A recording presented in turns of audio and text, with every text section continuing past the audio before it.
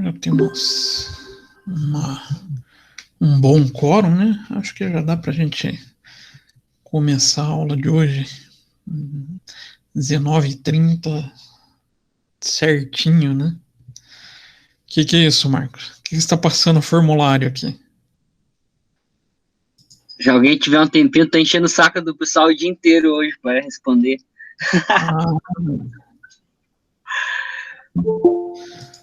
Oh, só das duas turmas, nós temos 60 e poucos alunos em contabilidade, eu tenho 30 respostas só. Bem-vindo ao mundo do pesquisador, Marcos. Vida de pesquisador é mendigar resposta, cara. Vou até ver o que é isso. Veja lá, professor.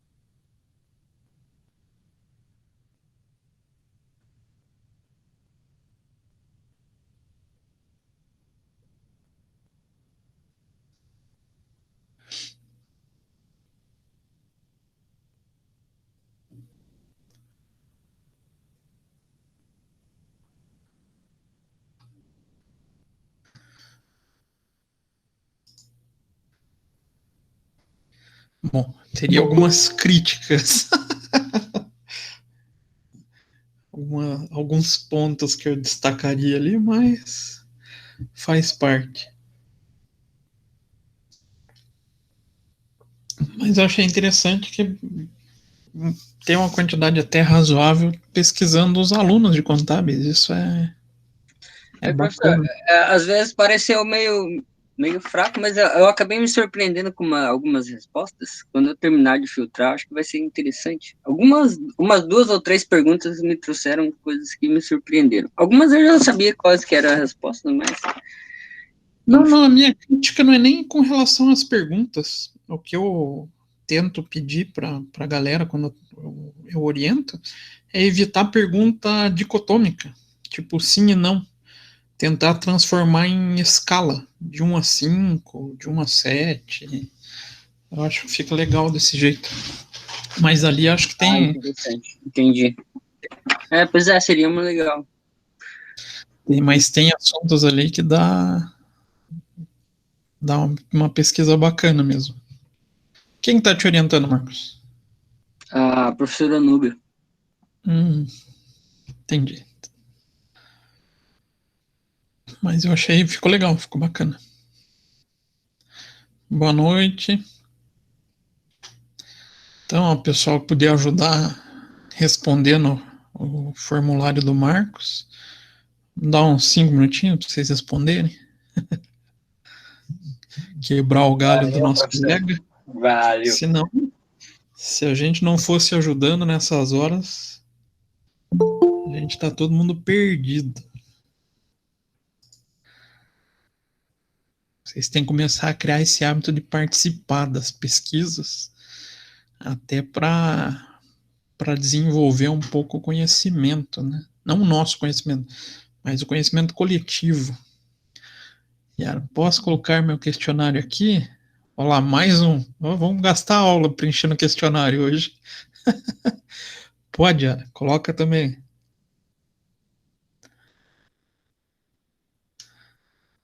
De nada. Então, ó, tem 2, se vocês puderem ajudar. Bom, como são 2, acho que 8 minutos. Yara, não demora. Joga o link aí.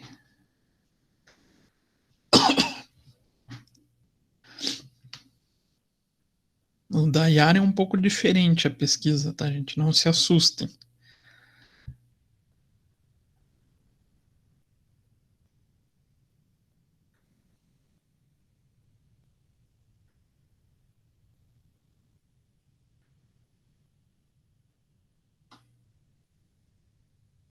É só para quem trabalha na área de contabilidade, ó. Ela é seletiva ainda, hein? Não tá aqui quem sugeriu para fazer isso, tá? Não tenho nada a ver com esse tema, nada a ver com o assunto.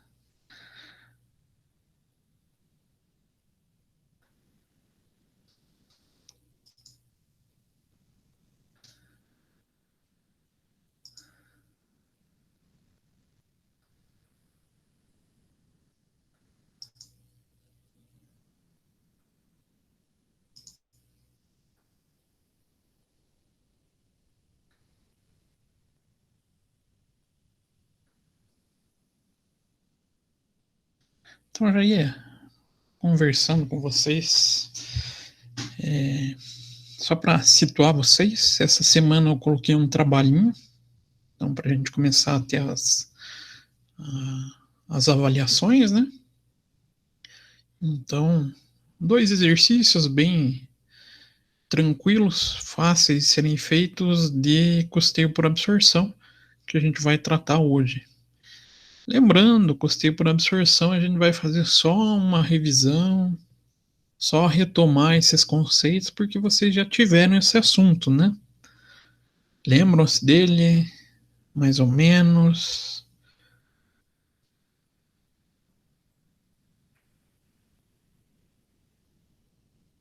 Vocês ainda estão aí? Eu lembro só do nome, eu esqueci como é que faz. Então isso a gente vai relembrar, a gente vai refazer hoje. Praticamente 2 exercícios, aí já trabalhando no Excel, né? Porque não tem quadro negro para a gente usar.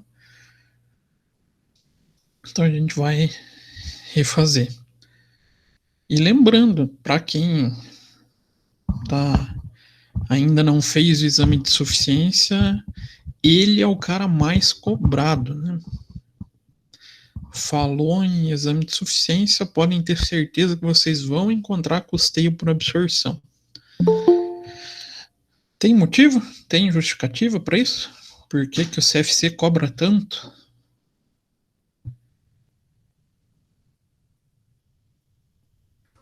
Porque é o único permitido por lei? É o único permitido por lei? Não é? Esse que as empresas podem usar? Ele é o único? Não sei, né, professor? Mas ele tá em lei. É o único. É só para deixar com dúvida. O senhor não vale nada mesmo, hein? Ele já tá com dúvida, ele fica aí se fazendo. Não, mas ele é justamente por isso. Como ele é o legalmente aceito, e além de tudo, ele é o único que segue todos os princípios contábeis. Ó, tem intruso na sala hoje.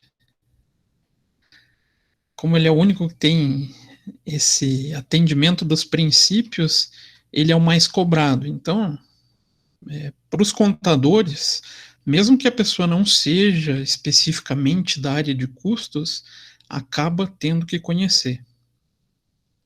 Então, não tem como fugir, né? Acho que esse ano só teve praticamente ele, não teve mais nenhum cobrado. Marcos, coloca o questionário aqui, por favor. Eu não consigo. Ah, Marcos, reposta o link. Peraí, já.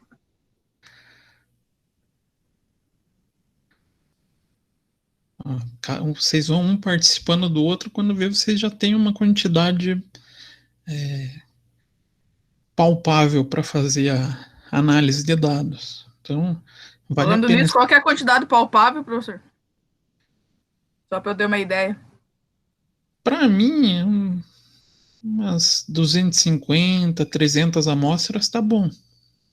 Ah, então tem que enviar o resto dos e-mails, então, porque eu só enviei 200. Só. Tô brincando, não precisa chegar a tudo isso, não. Falta 499 para enviar. Acho que depende muito do total da amostragem, né? Você vai pegar, depende da a porcentagem que você vai pegar e do total, né? Depende da maneira que a gente trata esses dados. Por quê? Existem 2 maneiras da gente definir uma amostra para pesquisa científica. Uma é o normalmente aceito, que são amostras probabilísticas, aí a gente tem que pegar o total da população. Então vamos falar, eu quero fazer uma análise sobre estudantes de contabilidade da cidade de Curitiba. A gente tem um número total dessa população, de todos os estudantes de todas as faculdades. E com base nisso tem um cálculo estatístico para definir quanto que seria a amostra aceita. Mas como na contabilidade nem tudo são flores, na área da pesquisa em contabilidade nem tudo são flores, a gente trabalha com amostra não probabilística, que é justamente para não travar. Senão metade das pesquisas não saía. Que vocês já pensaram pegar? Essa amostra dá mais ou menos uns 20% da população. E já pensou sair pesquisando 20%? Aí a probabilística ainda tem que ter uma característica, você tem que ter uma quantidade X de cada região, ou de cada, por exemplo, dos estudantes de cada faculdade, para poder ter uma representatividade sobre o todo. Se torna algo, no tempo que vocês têm, inviável, né? Já pensou? Fazer uma probabilística de estudantes de contabilidade de Curitiba, vocês saírem em todas as faculdades, tendo uma quantidade mínima de cada faculdade, é inviável.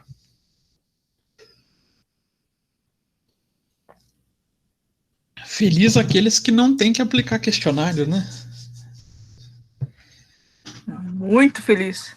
Será que é? Não, professor, porque tem um Zé Ruela aí que respondendo e-mails muito mal educados. Só para fazer lá. Sério, depois eu envio o print pro senhor. Sério, esses contadores aí. Peritos, arrogantes. Não acredito nisso. Sério, professor, eu vou mandar pro senhor ver. Agora eu fiquei curioso, manda mesmo. Que a pessoa se dá o trabalho de dar uma resposta mal educada. É tipo, se a pessoa não quer responder, ignora. Ignora. Exclui. Ele nem é o e-mail, né? Precisa. Mas a ideia de que quem não aplica questionário não sofre é mentira, tá? Também acho.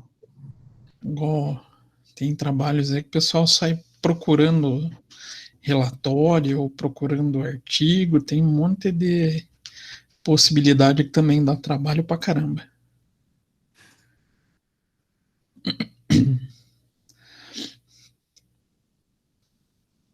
Bom, acho que todo mundo já respondeu lá, né? Dá pra gente ir começando. Então, só para recapitular o que estávamos discutindo na aula passada. Alguém lembra? Sempre tem esses lapsos de memória, né? Remedinho de memória, professor. Tô Tá esse precisando. Alzheimer aí.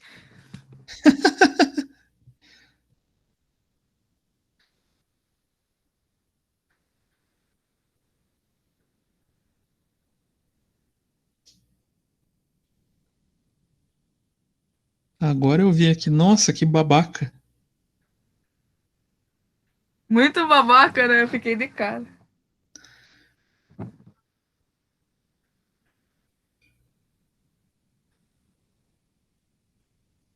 Ele não deve ter, não teve necessidade de fazer trabalho na vida dele. Acho que nunca se formou na vida. Só pode. Só fez um TCC. Mas enfim. Foi o único. Os outros tudo desejavam a sorte. Teve um que até ofereceu ajuda, falando que era professor numa universidade lá no norte do Paraná. É que daí ele já Só se ele coloca foi babacão. na figura de professor, né? Mas vocês vão encontrar sempre.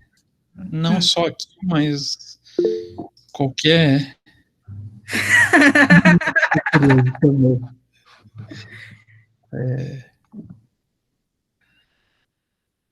Até me perdi depois que o Murilo perguntou. Você vai encontrar um babaca nas profissões, professor? Sempre, em qualquer lugar que a gente vá, vai ter gente assim, né, gente? gente medíocre, vamos falar bem o termo. Então, aula passada estávamos discutindo sobre a figura dos controles, né? Mas só aquela discussão leve, já que vocês vão, ou provavelmente passarão esse assunto com o professor José, né? E aí passamos a direcionar um pouco da nossa disciplina para a área de custos. Começando pelo essencial, falando de custeio por absorção, e depois a gente vai para outros métodos que são utilizados, são bastante importantes na área de gestão, né? Mas não que o custeio por absorção não seja usado. Ele também é muito utilizado, principalmente quando a gente faz projeções para orçamento. Uma vez que os dados orçamentários a gente acaba pautando pela contabilidade, então o custeio por absorção ele serve para essa projeção. Então vamos compartilhar minha tela.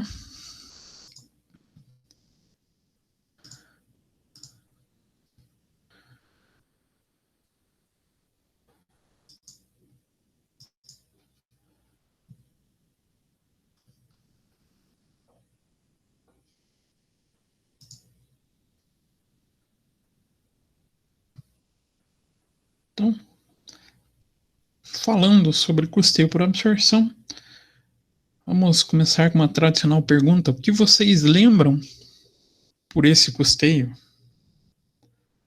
Qual a principal característica dele? O que ele tem de bom? O que tem de ruim?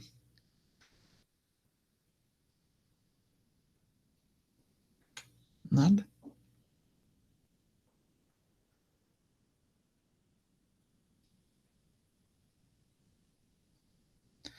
Pronto, agora foi todo mundo ver a novela. Pera, eu já tô consultando os cadernos dos anos passados. Dos anos passados? Aqui. Nossa, se fosse igual era o meu caso na graduação, eu podia consultar em um caderno só, porque eu usei um caderno para toda a graduação. Ela consiste em todos os custos, sejam fixos ou variáveis, diretos ou indiretos. Então, ele é a sistemática que apropria. Ele faz essa absorção, né, de todos os custos, podem ser fixos, variáveis, eles vão efetivamente compor o valor dos produtos. Mas ele tem a característica também de não levar em consideração nenhuma das despesas. Diferente, por exemplo, do custeio variável, né, que a gente considera a figura das despesas variáveis. No custeio por absorção, a gente foca somente nos elementos de custo. Então, o esquema básico para o pensamento de custos é esse organograma, fluxograma, né? Fluxograma, não organograma. Organograma é para hierarquia, né? Então, a primeira situação é a segregação entre custos e despesas, justamente pela figura das despesas comporem o resultado do período e não participarem da composição dos produtos. Então, fazendo essa separação dos custos, a gente tem a associação, seja fixo, variável, direto ou indireto, compondo a figura dos produtos. Para a figura do custeio por absorção, a classificação mais importante que a gente tem é essa duas. Custo direto, custo indireto. É o que importa. É o que mais importa. O que é um custo direto?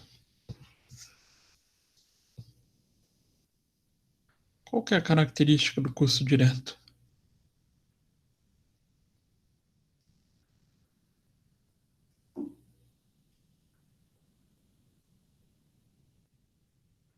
Ele está ligado diretamente ao produto, né, professor? Isso, a gente vai ter a vinculação dele de maneira bem fácil essa associação ao produto. Então, a diferenciação entre custo direto e indireto é a associação ao produto. Se eu consigo associar ele de maneira fácil ao produto, ele vai ser direto.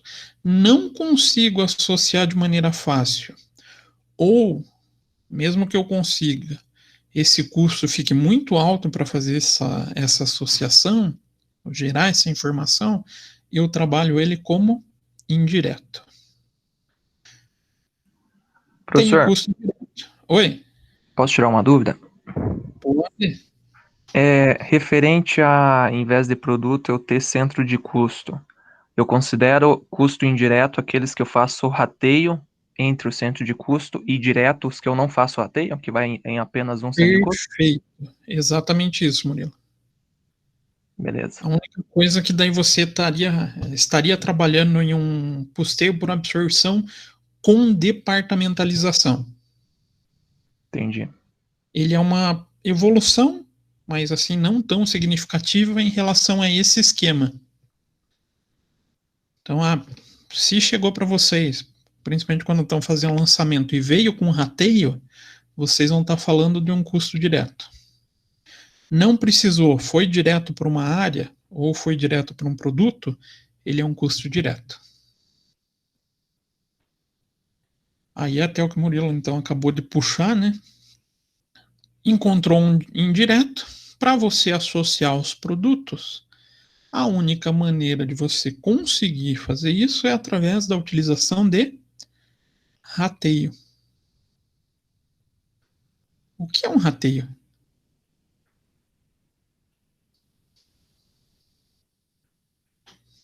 É a divisão, a distribuição ali do custo pelos produtos. Divisão do custo com uma característica importante, de maneira lógica e ordenada.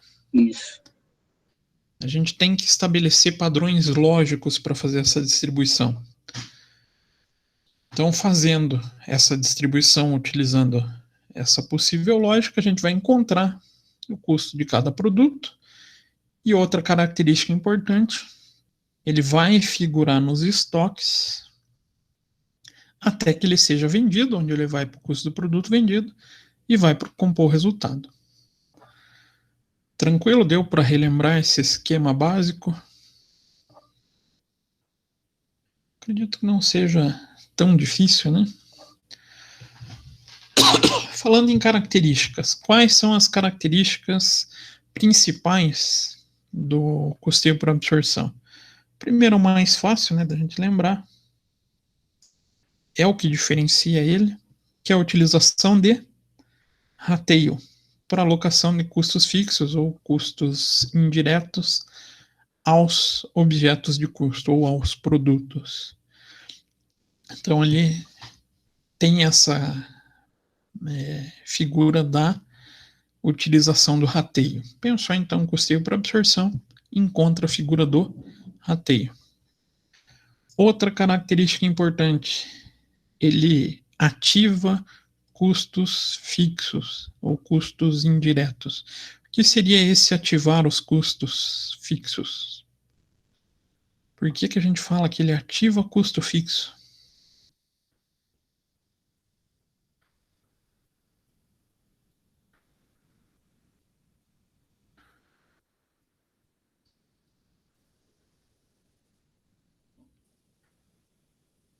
Obrigado pela participação da plateia.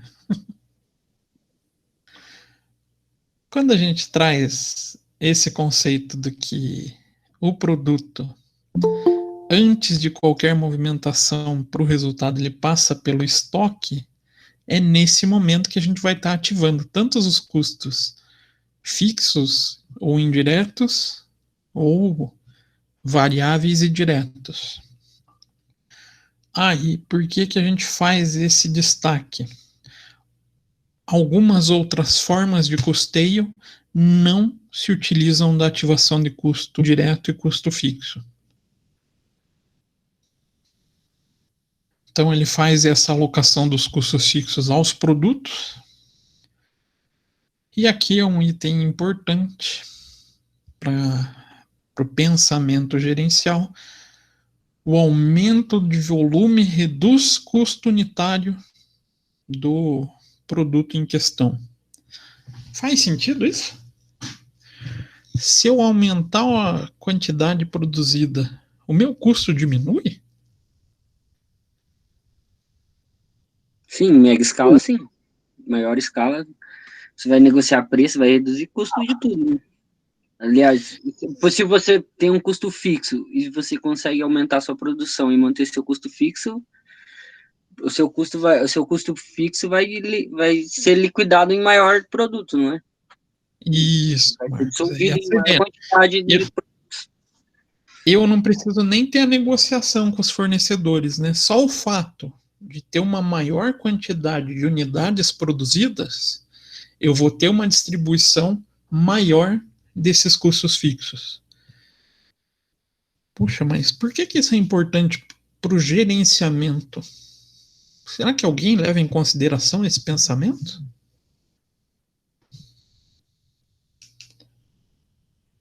Será que alguém se importa com isso? Principalmente o proprietário, né? Porque quanto menor o custo, maior vai ser a margem do que ele vai poder trabalhar, né? Fazer outras coisas com esse. Esse pensamento é tão importante que define até o posicionamento da empresa. Então, quando a gente pega e fala das estratégias genéricas de Porter, a gente tem uma filosofia que se baseia nessa característica. Então, pensando lá no planejamento estratégico, o próprio custeio por absorção traz um embasamento para o pensamento.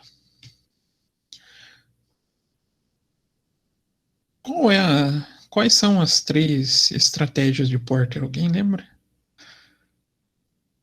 Pessoal que gosta de planejamento estratégico.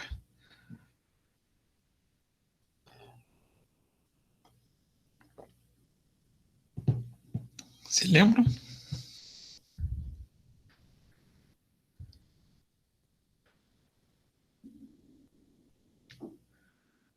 Não lembro dessa parte, professor. Essa parte vai ser bem útil para vocês esse semestre. Pessoal que vai fazer jogos empresariais, tá aí um pensamento muito bom para vocês se utilizarem. Então, falando das estratégias genéricas de Porter, a gente tem 3. Primeira delas, a diferenciação. Então, posicionamento pela diferenciação. Esse tipo de empresa não tem uma preocupação tão grande com a figura de custos, porque o produto dela já tem um processo de diferenciação a ponto do cliente aceitar o pagamento por valores maiores. Tem algum exemplo disso? Pensar em computadores. Tem algum computador que o pessoal aceita pagar mais? A Apple, né? A Apple? Aqueles MacBook são um pouco mais caros, né? Só um pouco, né? Coisa básica. E o pessoal, mesmo assim, tem gente que é fiel. Sim. Mesmo o sistema não sendo, na minha opinião, né? O mais legal possível. Para computador, eu ainda sou mais Windows. Eles têm esse posicionamento. Eles têm um produto considerado diferenciado e o pessoal aceita pagar mais. Então, eles se posicionam pela diferenciação. Tem alguém que se posicione pelo custo? Aí é a estratégia genérica de diferenciação pelo custo.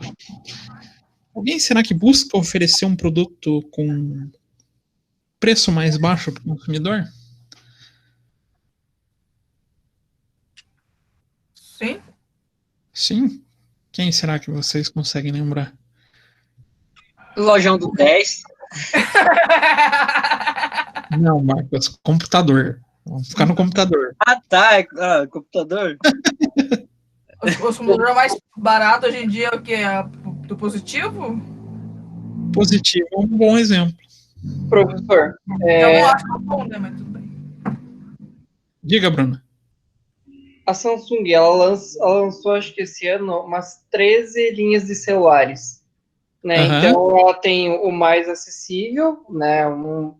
Até o S20, que seria o top de linha desse ano. Então, Aham. acho que ela pende para os dois lados. Ela consegue jogar nas duas linhas. Ela é uma empresa com característica diferenciada, né? Pelo porte dela, ela consegue atuar com as duas estratégias, porém daí dividindo dentro da empresa segmentos diferentes de atuação. Aí, então a gente tem essas duas e a última é um segmento específico. Quando a pessoa se foca somente em um determinado setor do mercado e atua atendendo esse tipo de cliente. Então, na área de computador, a gente até poderia falar, por exemplo, de uma Dell, que atua muito com o computador empresarial, né? Foca, então, em uma parcela específica da clientela. Aí essas estratégicas, quem usa, claro, custeio para absorção para embasar o pensamento é a estratégia genérica de custos. Então, esse tipo de indústria sempre busca montar sua estrutura produtiva visando o maior volume de produção possível para reduzir valores.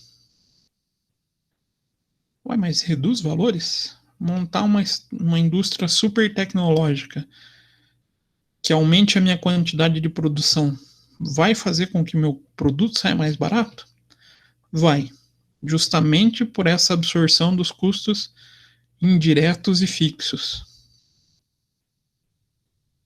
Então ele traz esse conceito para a área do planejamento estratégico.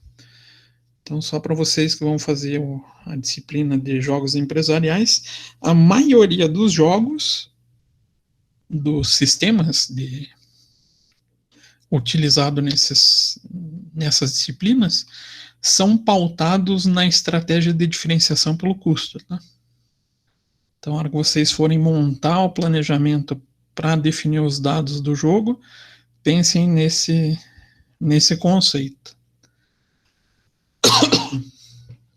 Aí mais um critério, ele atende os princípios de contabilidade, justamente por fazer esse trânsito entre estoque e depois resultado, ele não fere o princípio da competência, que acaba tendo problema com outros métodos de custeio. E claro, para o Brasil ele é o único aceito pela legislação fiscal. E qual a dificuldade no custeio por absorção? Então, a dificuldade do método resiste na determinação dos critérios de rateio para utilização. Porque a gente tem o aspecto subjetivo e arbitrário envolvido, portanto, necessário conhecer o processo de trabalho na empresa. Critério de rateio é arbitrário? É subjetivo? Tem regra para rateio? Tem. Tem? Certeza, Luiz?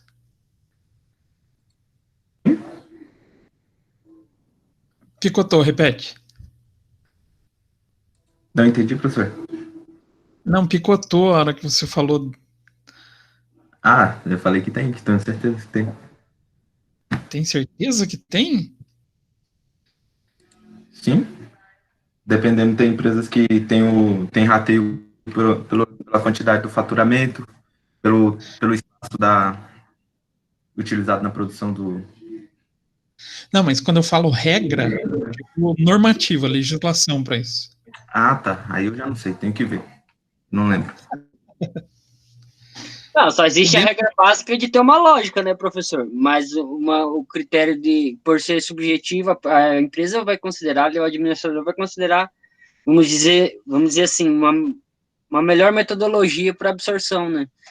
O cara vai fazer o cálculo da contabilidade gerencial, vai ver qual é a melhor forma de absorver aquilo ali, né? O pessoal do tributário vão ver que vai ficar, se vai ficar dentro da lei ou não, e pronto.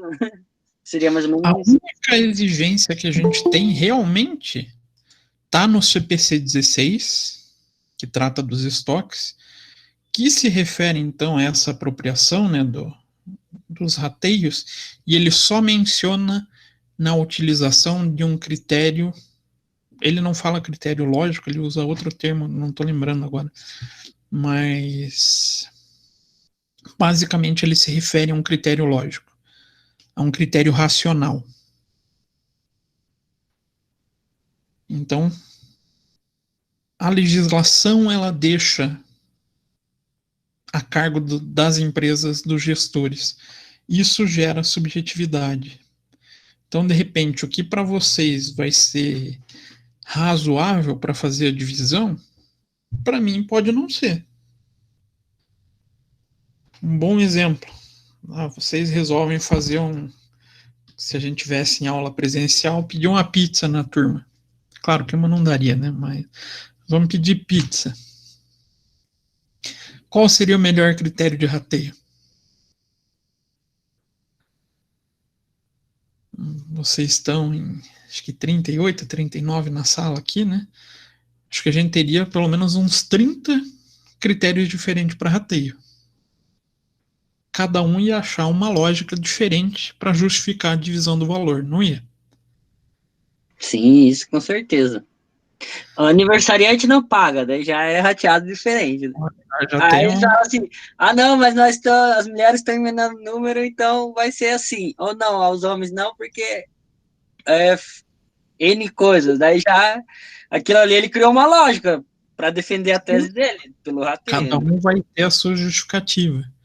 Então, por exemplo, se tivesse alguns gordinhos na sala, garanto que eles iam sofrer mais.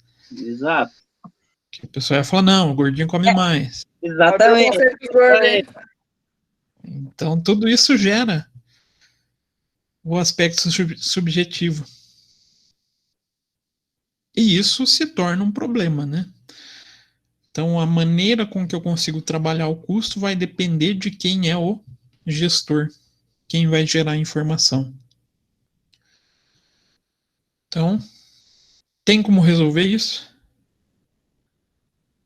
E agora? Pergunta que não quer calar. Tem como resolver?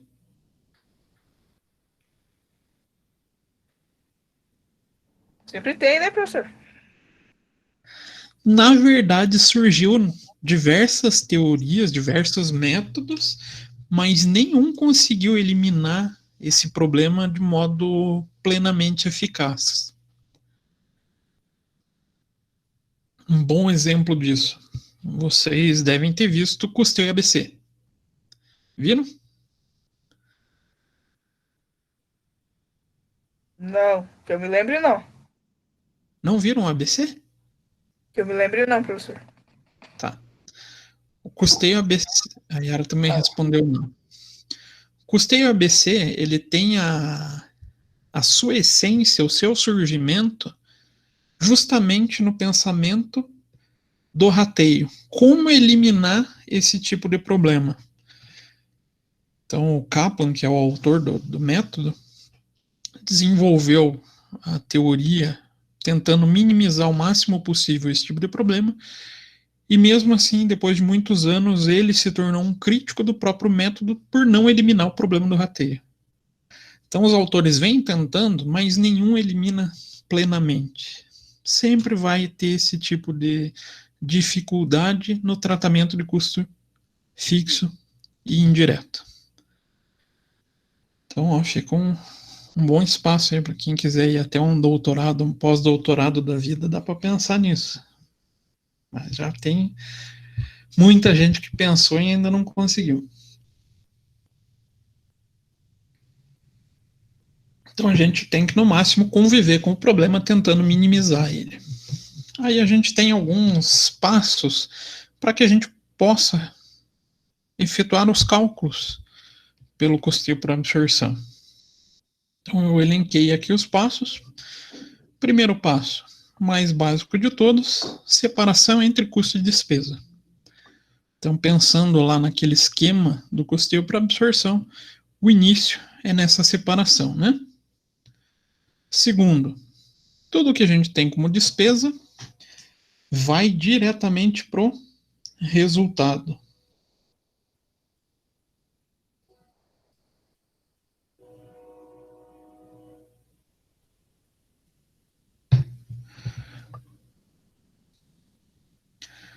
Terceiro passo, separar custos diretos dos indiretos.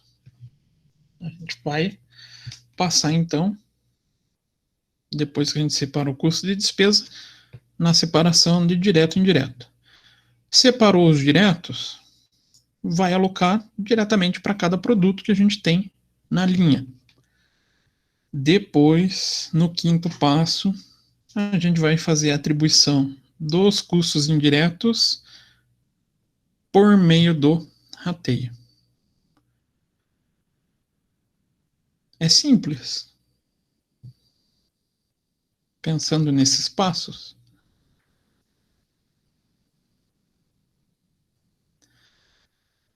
Será que é difícil ou será que é fácil? É fácil, professor. Acho que não é difícil. É fácil. Seguiu esses passos bem certinho, não tem problema para resolver qualquer exercício de custeio para absorção e nem para colocar em prática na empresa. Ah, professor, mas por que então nas empresas tem tanto problema para fazer custos? Aí mora já no levantamento desses caras, né? Muitas vezes os valores transitam pela empresa e o controle sobre a informação não existe. Então, antes da gente ter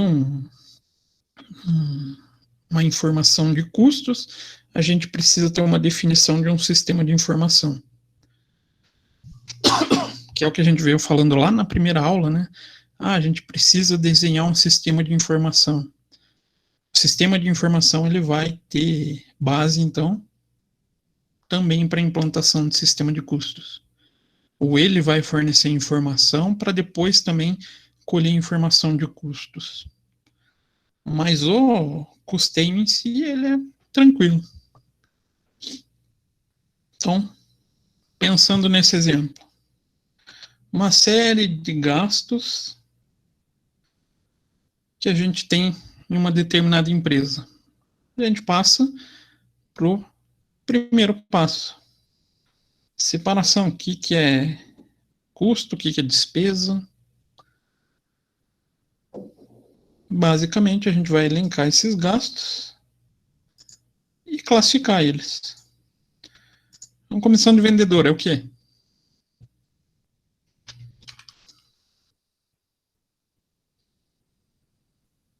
Essa era uma pergunta, tá? Comissão. Custo indireto. Desculpa, é uma despesa. Isso, gente. Pelo amor de Deus, hein? Comissão vendedor pensou em qualquer área que não está relacionada à produção e está para auxiliar a empresa a ter as receitas, para auxiliar no funcionamento é a despesa, né? Então, despesa fica feio. Salário de fábrica, dos funcionários da fábrica. É custo. Custo. Eu ainda não vou tratar a figura direto ou indireto, porque ali na frente eu vou desmembrá-lo. Matéria-prima. Custo. Esse dá para falar se é direto ou indireto? Sim. Sim? É o que então? Direto ou indireto? É sempre direto, né? Geralmente é direto. Geralmente não. Matéria-prima? Pelo que eu entendo, é sempre direto, né? Vai que não é, né? Vai que é indireto. Não, é direto. Esse é o exemplo assim mais tradicional para falar de custo direto. Salário da administração. Despesa, né? Bem tranquilinho. Depreciação. Da fábrica. Fábrica é Essa, né? direto. Custo, despesa. Não é custo? Despesa, né? Custo porque tá ligado à fábrica, não é? Só aí. Pensou na fábrica, custo. Ô, gente, vocês estão me assustando, hein? Aham. A memória é fraca. Ô, mas Esse esse também daí tem faz o quê? Faz 2 anos que a gente aprendeu esse? 1 ano, 2 anos. Não lembro mais. é o elementar, né? Seguro da fábrica. Custo. Custo. Despesa financeira. Beleza. Esse quem erra. Acerta. Honorário de diretoria. Despesa. Material diverso da fábrica. Custo. A outra tá sem paciência. Eu tô relembrando que andaram escorregando, né? Manutenção da fábrica. Despesa com entrega. Despesa. Correio. Despesa. Material de consumo do escritório. A primeira coisa que a gente faz é isso, né? Faz essa separação. Na sequência, a gente passa para a segregação do que é. O que a gente faz? Esqueci qual que era o segundo passo. Eu também, professor. Encontrou a figura dos custos, né? E das despesas. Despesa a gente lança direto no resultado. Não interfere no cálculo do custo do produto. Então, despesas não entram no custo do produto. No nosso caso aqui, totalizou 315, que vai para o resultado do período. Terceiro passo é separação entre custo direto e indireto. Só para não ficar a matéria-prima, eu separei aqui a mão de obra e energia elétrica como parcial. Já vamos chegar nessa informação. Então, pensando que a nossa fábrica produza 3 tipos de produto, o A, B e C, o passo seguinte é distribuir os custos diretos de produção aos 3 itens. Então, aqui eu elenquei quanto de matéria-prima que cada um gasta, 75, 135 e 140. Então, no nosso processo de custeio, a gente pode montar uma planilha desse modo. Matéria-prima. Eita, já me esqueci quanto que eram os valores. 75, 135 e 40. 35, 40.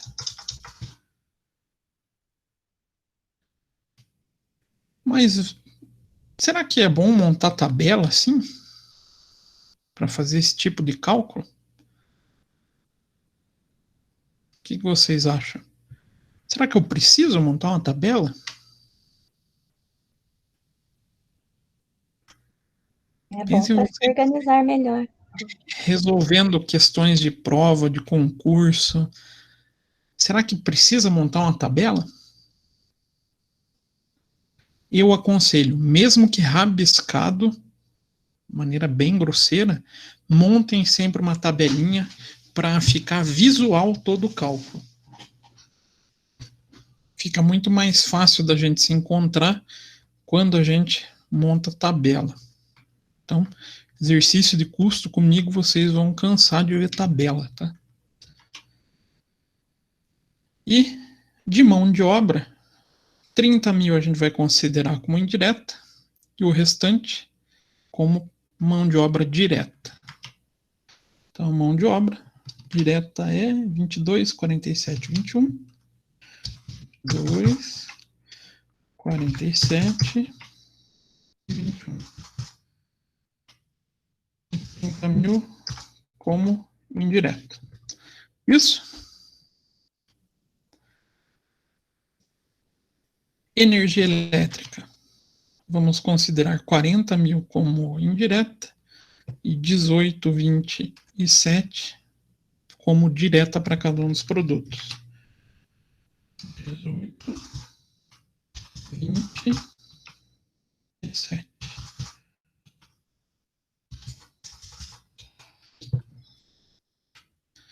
E depreciação, seguro, o restante aqui a gente acaba considerando como indireta.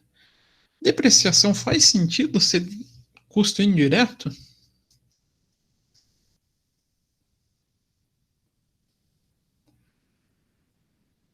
Faz, não faz? Ou eu poderia tratar uma depreciação como direto?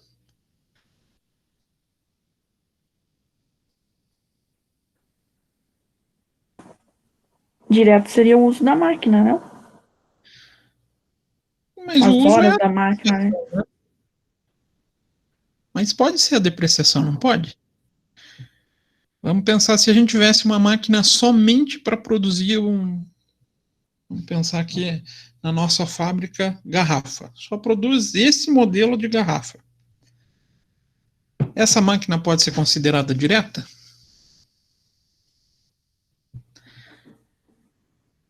Sim. Eu vou conseguir associar a depreciação da máquina à fabricação da garrafa? Vou. Então pode ser que ela seja direta.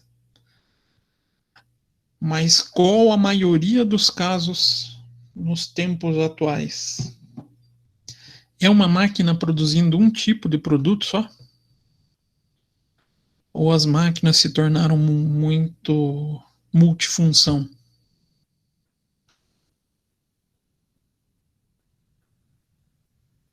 Não tem uma É mais de característica. um produto sempre.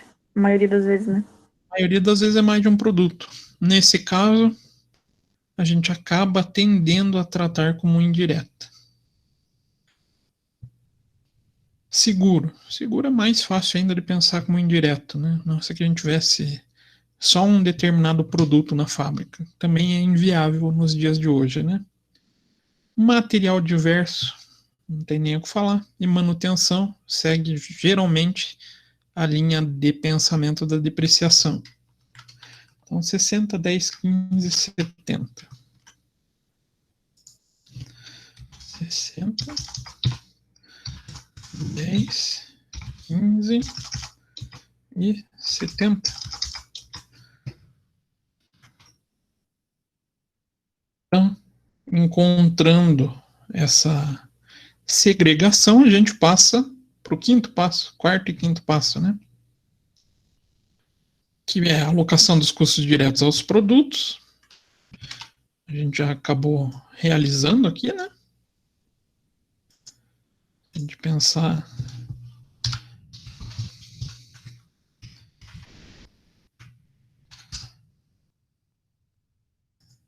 custo direto do produto A, B e C, a gente tem 202, 115 e 68. E vai ficar para a gente efetuar o rateio 225 mil. Então, quarto passo a gente acabou realizando. Precisa fazer o cálculo para o quinto passo.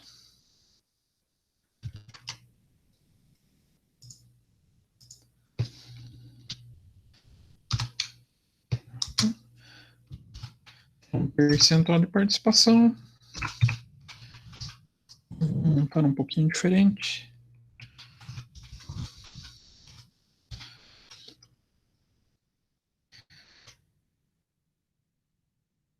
pensando na apropriação do custo indireto através desse critério.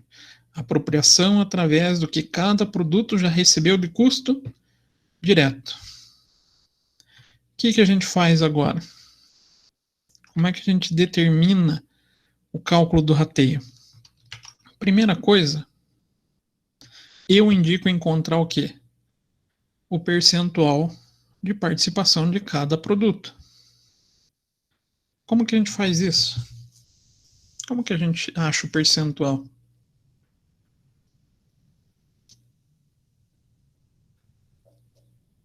Como que eu posso calcular isso? Essa é a parte que eu mais me bato.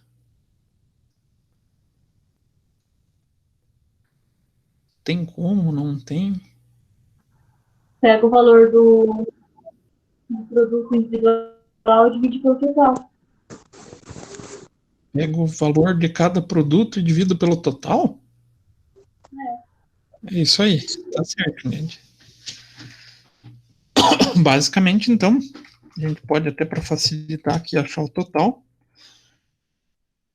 115 mais o 202 mais 68. Então a gente vai achar, divide o produto pelo total. A gente vai ter 29%.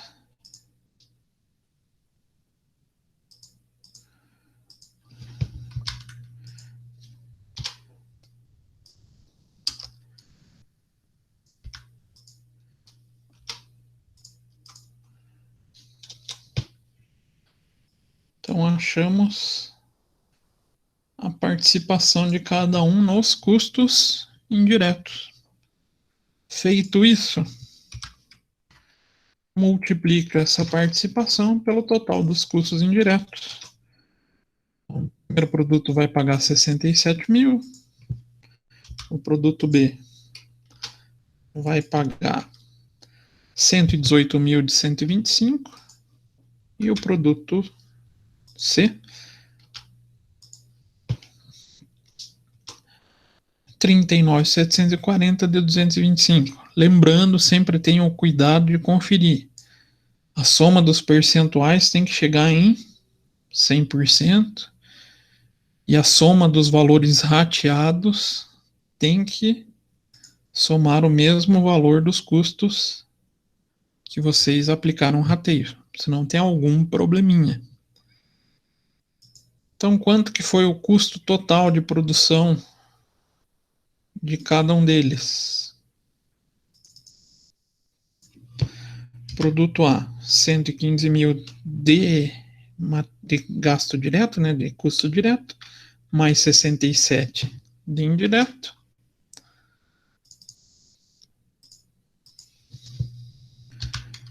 $202 mais 118 e 68 mais 39. A gente acha o custo total da produção para cada um dos produtos no período. Então, fazendo essa aplicação, a gente vai encontrar... Peraí que deu alguma diferencinha no percentual aqui.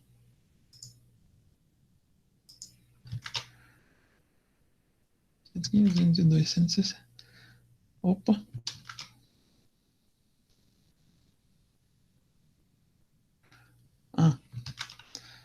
Ato falho aqui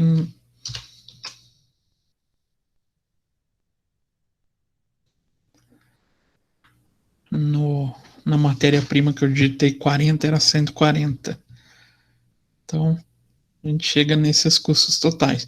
Quero achar o custo unitário, como é que eu faço?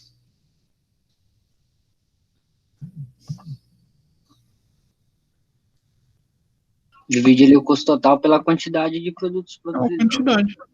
Bem tranquilinho, né? Então, a gente pegaria esse valor, divide por uma quantidade e vai achar o custo unitário. Então, basicamente, a essência do custeio por absorção é isso. Então, esquema básico, mais simples, separa custo e despesa, apropria custo direto ao produto, rateia custo indireto. fez isso, está feito, custeio por absorção. Dúvidas, perguntas, questões?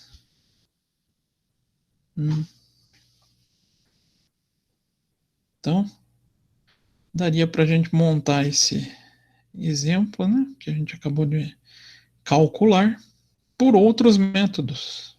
Então, se a gente utilizar o custo direto, a gente encontra aqueles valores que a gente fez na planilha. E se eu usar mão de obra direta como base de rateio? Muda o meu cálculo?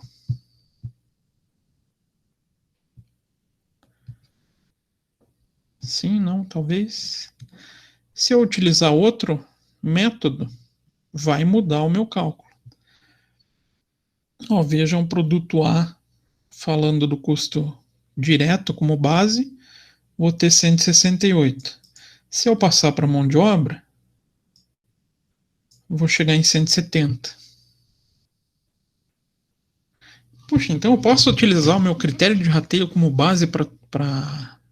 Ao contrário, vou utilizar...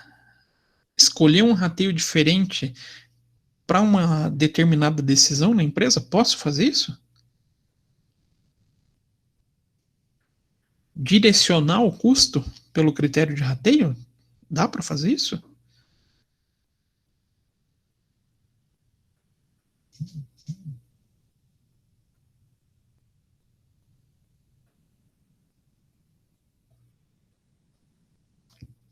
Sim, não, talvez, é possível, quem sabe.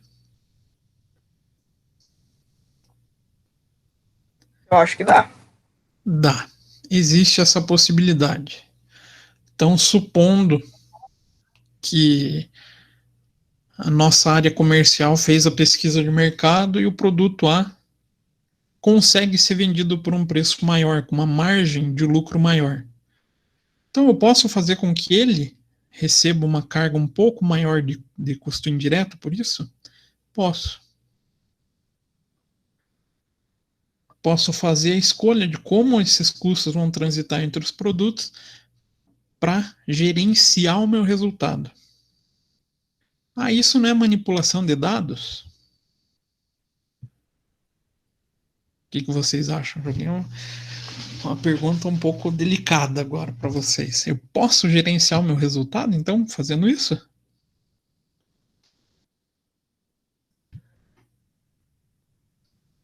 Na verdade, isso tem que acontecer. Você vai gerenciar para obter resultado, né, professor?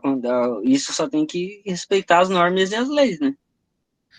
Mas cuidado com a pergunta que eu fiz, Marcos. Eu posso gerenciar o resultado.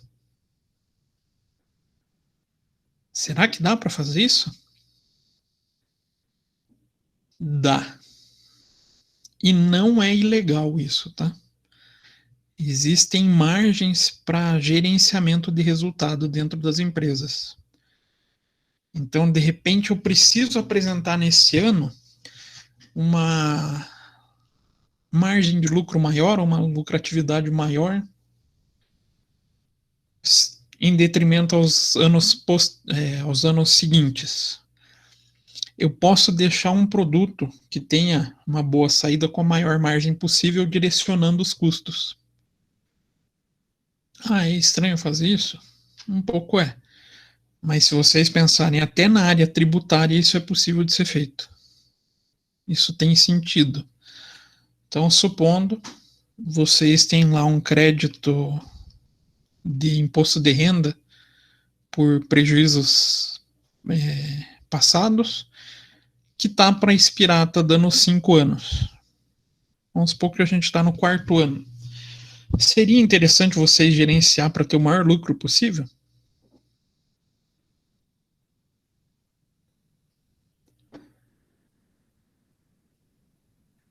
Isso dá brecha para a economia tributária? Para compensação no imposto? Dá. Então, até falando na área tributária, eu posso utilizar esse tipo de controle. A gente acostuma, dentro da disciplina de contabilidade de custos, muito ao cálculo, né? Mas a gente não pensa na possibilidade de gerenciamento desse cálculo.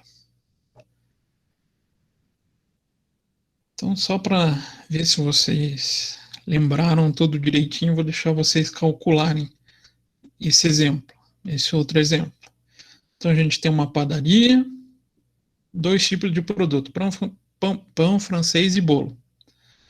E a gente tem essas informações iniciais. Produção. A gente produziu 4.000 pão francês e 1.000 bolo de fubá. Venda, 4.000 e 1.000 de cada produto. E nossos custos indiretos está em 2.000. Anotaram? Posso trocar o slide?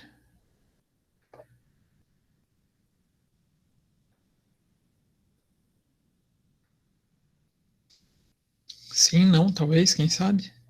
Sim, professor. Sim, obrigado, Emílio. Então, a gente termina o levantamento de dados e a gente verifica que a gente tem os custos diretos divididos dessa maneira. 75 centavos por unidade de mão de obra direta e 1,75 para cada unidade do bolo de fubá. Matéria-prima, 5 centavos para o pão francês e 1,50 para o bolo de fubá. Então, aqui eu só acabei digitando o rateio, mas vamos calcular o custo de cada unidade do pão francês e do bolo de fubá para cada um desses métodos. Quantos minutos vocês querem? 5?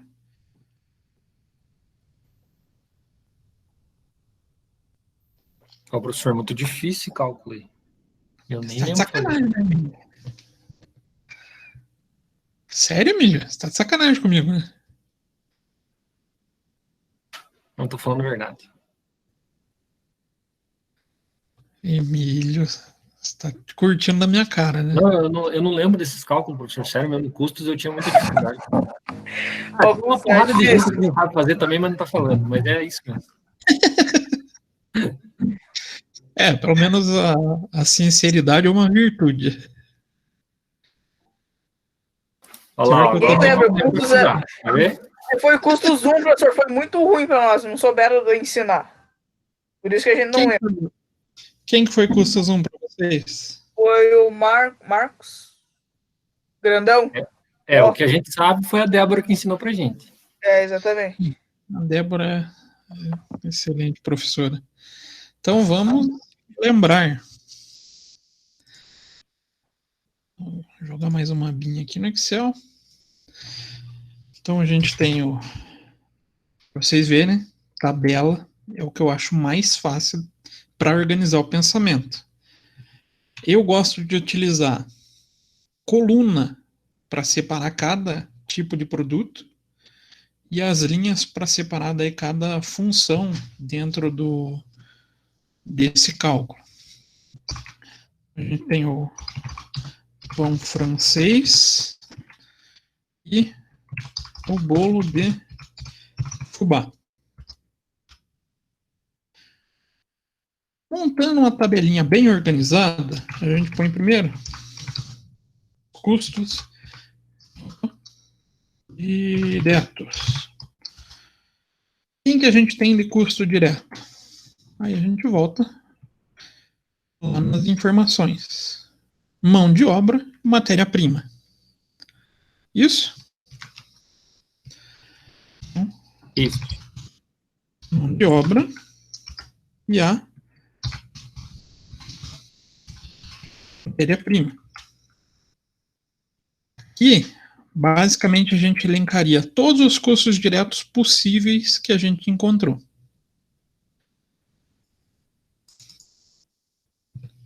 A mão de obra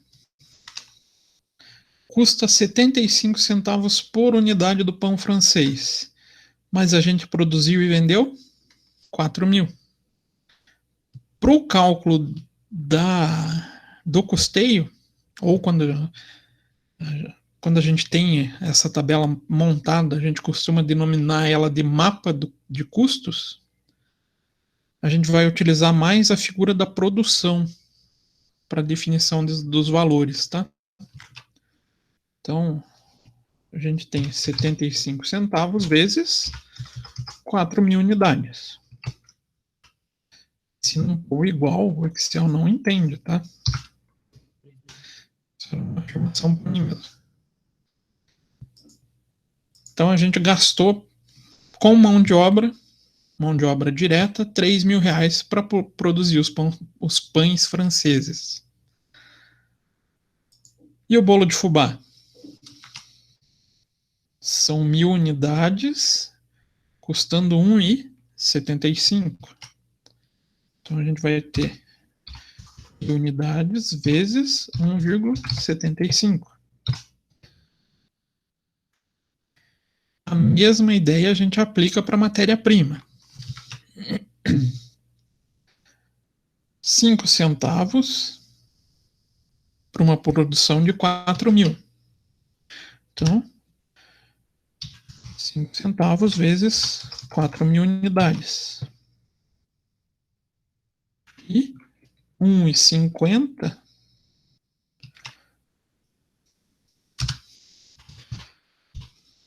quantas unidades? 1.000, né? 1.000. A gente tem 200 de matéria-prima para o pão e 1.500 para o bolo. E aqui a gente faria o quê? Igual total dos custos diretos.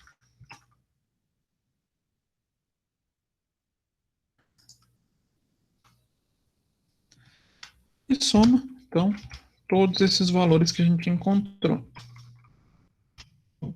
É soma, não multiplica. 3.200 para pão. 750 mais 1.500. 3.250 para o bolo. Então, aqui a gente encontraria a primeira parte do nosso cálculo. Depois, a gente elenca os custos diretos.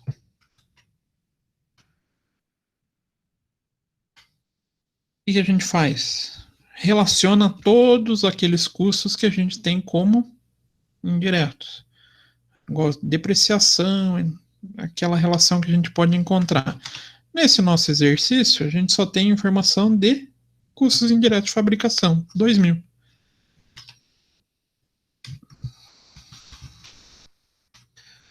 A gente tem 2.000. 2.000 é o total. Quanto que vai ser consumido pelo pão francês? Quanto que vai ser pelo bolo de fubá? Aí é pelas quantidades daí, professor? Aí a gente vai utilizar o rateio. Então a gente vai ter dois cenários. Então, primeiro critério, o custo de mão de obra como base de rateio. Custo de mão de obra como base de rateio. Então, eu vou levar em consideração quem? Esses valores, né? Sim. Então, eu posso até fazer um total aqui também.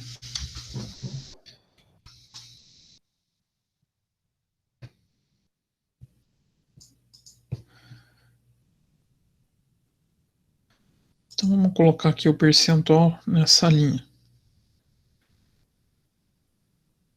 Esqueci como calculou o rateio. Divide o total do produto pelo total da soma, né? Isso. Então, eu vou pegar o 3.000 e divido pelo 4.750. E divido o 1.750 pelo 4.750. Então, eu sei que o pão vai contribuir com 63% desses custos. E o bolo vai contribuir com 36% desses custos. Então, para achar em valor, vou multiplicar o percentual pelo valor do meu custo que eu quero ratear.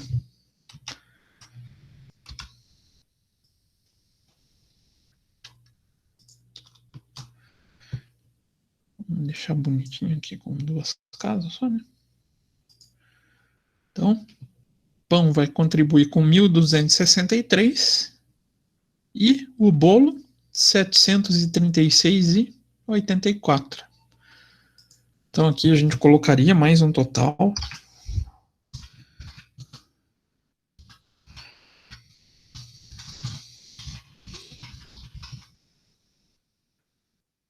Gosto de montar esse modelo, colocando esses totais, principalmente quando a gente tem vários elementos de custo. Aqui, basicamente, a gente vai repetir o valor, né?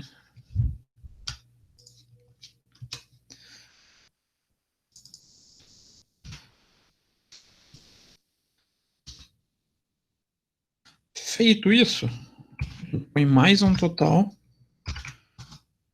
É o custo total.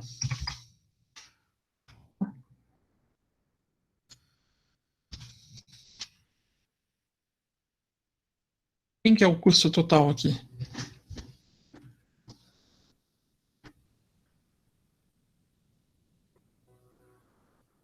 A soma do custo direto mais o custo indireto. Isso aí.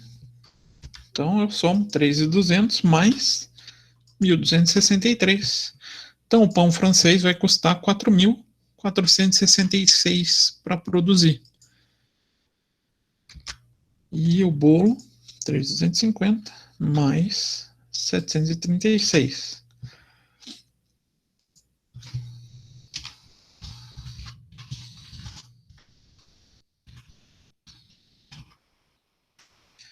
A quantidade produzida foi 4.000 e 1.000. A gente pode achar o custo unitário. Vou fazer o quê? Pego 4.000, divido pela produção.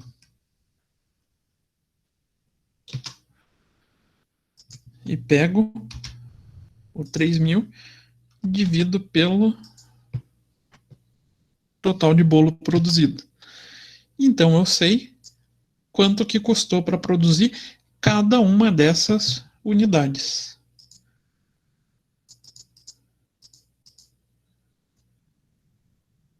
R$3,99 e R$1,12.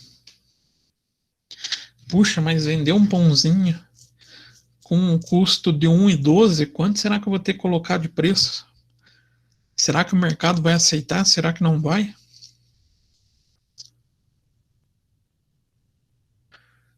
O que vocês acham? Aceita, não aceita?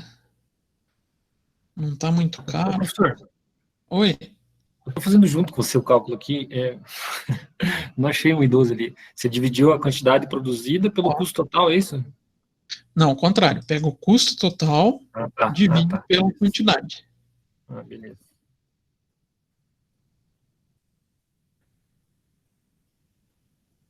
Beleza. Chegou a 1,12? Sim. E R$3,99. Isso. Puxa, mas 1,12 está meio alto, né? O que eu posso fazer? Vou adotar outro critério. Então, só vou copiar aqui para facilitar a nossa vida.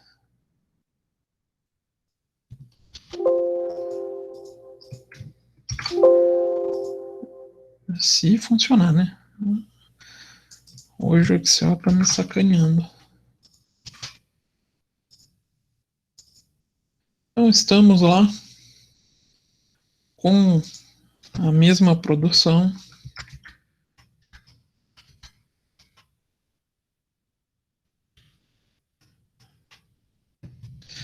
Mas adotaremos outro critério. Opa. Adotar a matéria-prima como base de rateio. Então, eu posso utilizar esses elementos. Vou fazer o quê? Divido a quantidade de matéria-prima de cada produto pelo total de matéria-prima utilizada. E a mesma coisa eu vou fazer com a matéria-prima do bolo.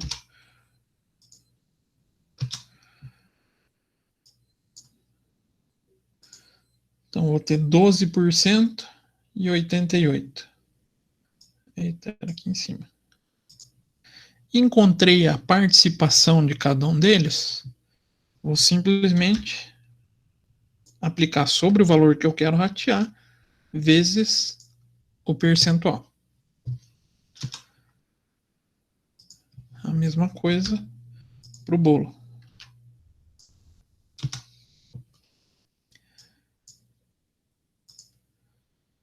Então, 235 e 1.764. Aqui eu fiz a cagadinha de mexer fórmula.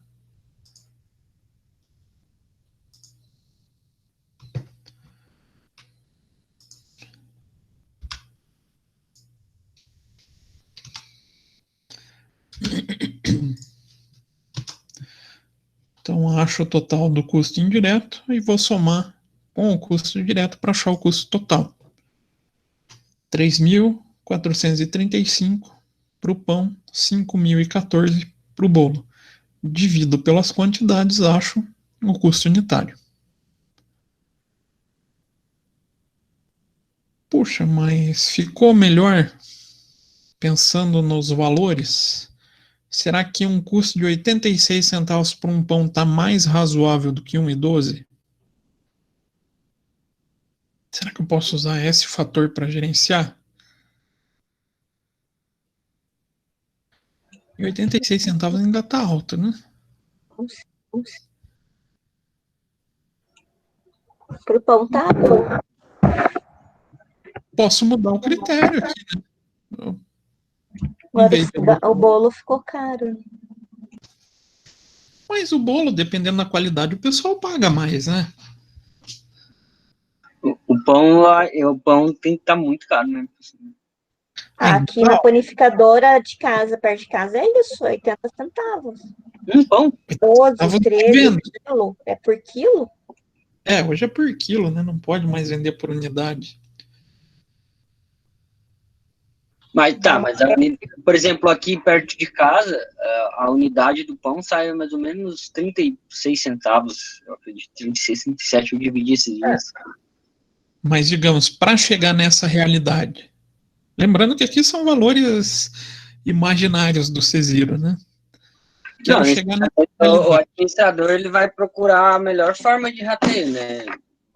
Vai Isso. Qual oferece o menor custo para ela. Para conseguir gerenciar a figura também do preço de venda, né? Se eu for montar meu preço de venda com base no custo de 1,12, puxa, quanto que eu vou ter que vender? Pode ser que o mercado não aceite esse valor. Então, eu posso simplesmente trocar de critério de rateio. Puxa, professor, mas 86 centavos ainda está inviável. Posso tomar decisão com base nisso?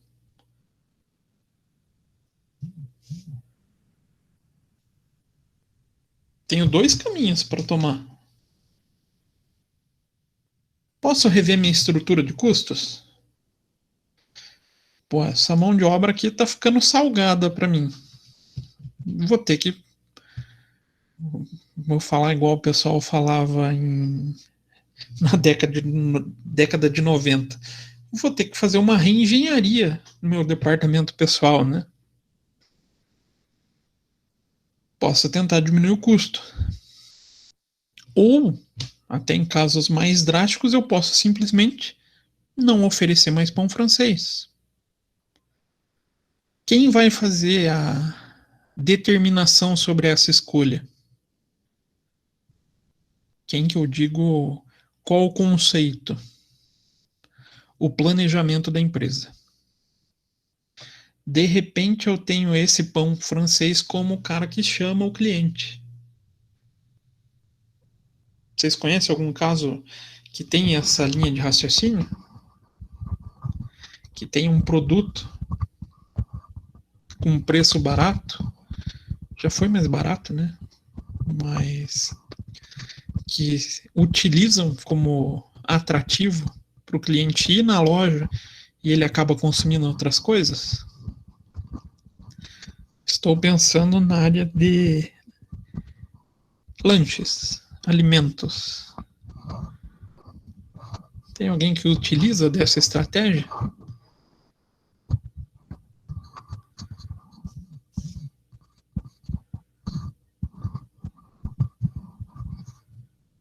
Ninguém? Hoje, Habib's. Habib's não pensa assim? A gente só come esfirra mesmo barato e não compra outras coisas. Não compra. Mas a ideia não é essa. Puxa, Sim, o pessoal vai lá, pega do dia e chega lá e já pega outro.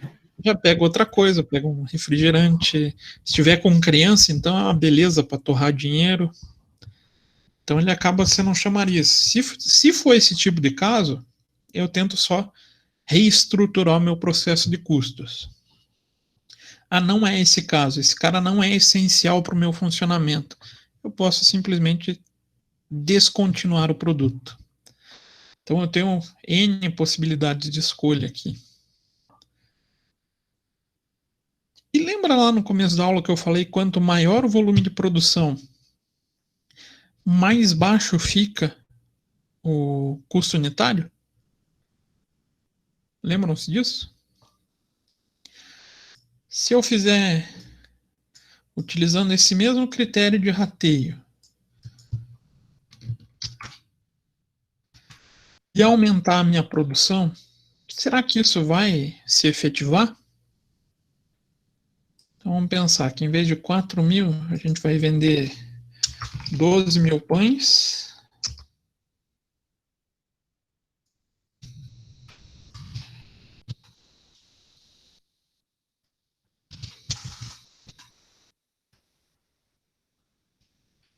E 2.000 bolos.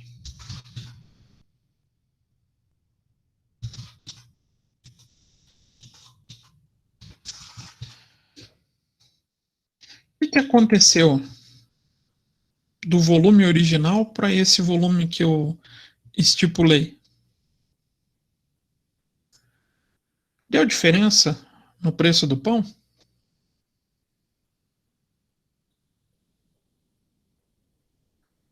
que vocês me dizem? Caiu de 1,12 para 92. Diferença até boa, né? E a mesma coisa para o bolo, de 3,99 caiu para 3,53. Por quê? Esse valor continua sendo 2.000. Oi, Emília? Não, eu ia perguntar, quanto maior a produção, o custo ele diminui? Diminui por quê? Por causa desse item, do custo indireto. Uhum. Que eu tenho 2.000. Professor, é justamente essa arma que a China está usando, né? A mega produção em mega escala, né? Para poder ter preço competitivo, né? Exatamente. O volume produtivo deles é absurdo. E eles têm estrutura tecnológica para manter esse tipo de fábrica. Então, para eles é extremamente interessante porque esse custo aqui ele vai sofrer pouca oscilação e vai acabar diminuindo o quanto cada produto vai absorver desses valores. Quem vai determinar esses números? Quantidade produzida. Isso vai ser bem útil para vocês nos jogos empresariais. Sempre a demanda de mercado. Então, quem define quantidades para produção é demanda. Até porque não faz sentido alguém produzir mais do que o mercado demanda. Mas a tendência é você buscar produzir a quantidade mais próxima possível do que esse mercado consegue comprar de você. A única coisa que a gente tem que ver é a composição de participação no mercado. Quanto que cada empresa consegue abocanhar do mercado, vamos falar assim. Isso define, então, estratégias de produção e, consequentemente, preço de venda. Quando vocês forem definir uma projeção para preço de venda, vocês vão ter que ter um custo para poder estipular isso. Então, essa ideia do volume de produção, ela tem essa variação, consegue reduzir o custo em função do melhor aproveitamento dos custos indiretos. Tranquilo? Emílio e Yara, deu para lembrar como calcula? Sim, professor. Difícil? Um pouco, né? É nada. Eu quero ver a atividade avaliativa lá que você fez lá. Vamos ver se é assim também. Tem uns detalhezinhos, mas... Não, mas deu para lembrar. Se vocês fizerem essa segregação, monta uma tabela. Minha fábrica tem 200 produtos. Coloca uma coluna a cada produto. E elenca o que é custo direto, faz um total, o que é custo indireto, faz o rateio, vocês não erram. O que é mais chatinho aqui é fazer o rateio, né? Isso a gente tem que tomar sempre um cuidado, mas também não é nada de difícil, né? Acha o total, divide quanto é a participação de cada um deles pelo total, mata o rateio sem problema nenhum. Beleza? Beleza, professor. Dúvidas, perguntas, questões?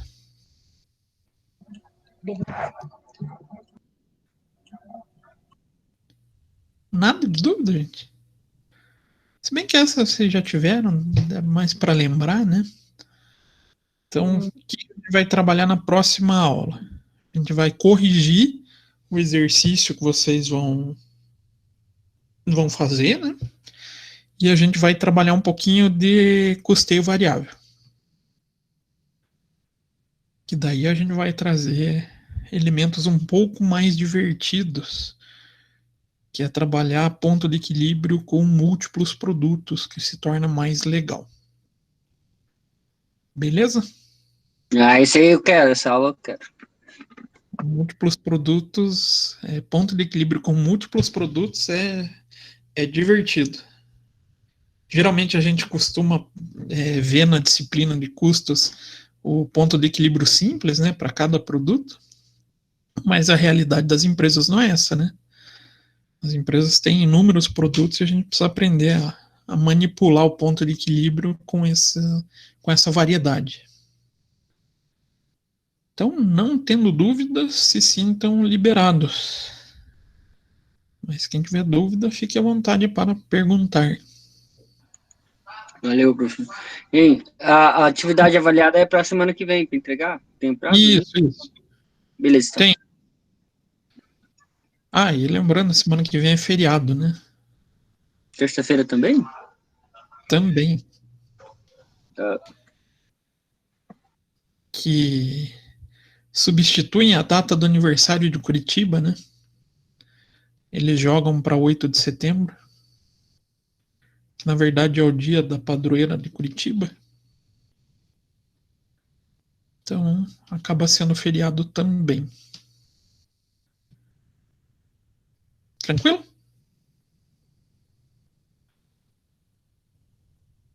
Tranquilo, professor.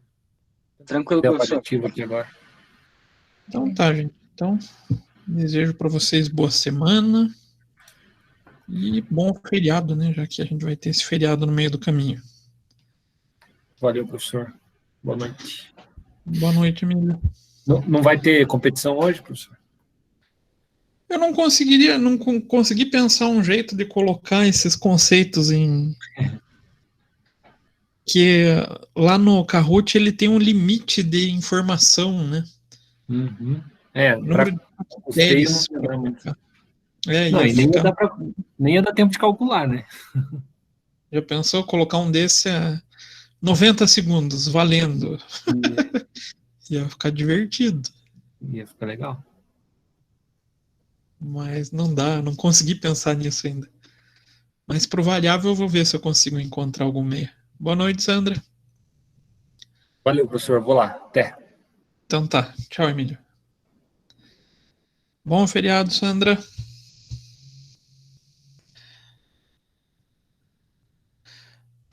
Agora a gente vai vendo quem ficou na aula. Na verdade, é o pessoal que está ou assistindo a novela ou que está fazendo comida, alguma coisa assim. Boa noite, Niele. Niede. Errou meu nome, que feio, hein, professor? Não, foi só enrolei a língua só. Tá perdoado. Então tá. Boa noite, Derek.